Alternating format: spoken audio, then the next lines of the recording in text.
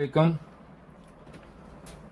ये पीसीबी आई थी रिपेयरिंग के लिए, जो हमने की अभी रिपेयरिंग। इसको ये पैल में डॉलर्स में लगती है। इसमें P4 का एरर था, तो इसका ये आईपीएम हमने चेंज किया। ये लगा हुआ था इसमें, तो इसमें ये शॉर्ट हो गया, जिसकी वजह से इसमें P4 का एरर आ गया।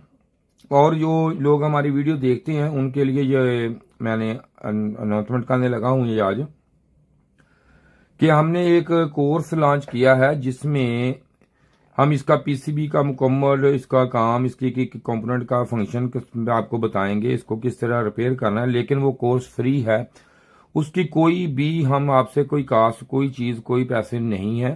तो उसके लिए आपको हमारे व्हाट्सएप से यूज़ आपने नहीं करना। जिसने भी कोर्स लेना है वो इस नंबर पर रब्ता करे मुझसे, ताकि मैं उसको कोर्स व्हाट्सएप पे मैं लिंक भेजूंगा उसको कोर्स का पूरे का, तो वो देख ले, अपना सीख सकता है। फ्री है, कोई पैसे नहीं उसके।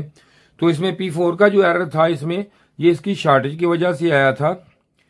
तो इसकी लो साइड शॉर्ट हुई थी, अगर हाई होती तो E1 के एरर में थी। इसकी लो साइड में जो है वो इसमें शॉर्टेज थी, जिसकी वजह से ये इसमें आया एरर।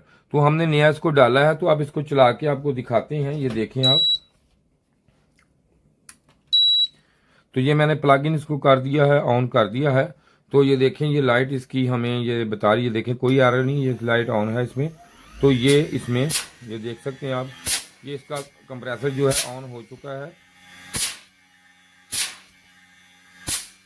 तो ये ओके है पीसीबी हमारी। तो इसके साथ ही जी, खुदा हाफिज।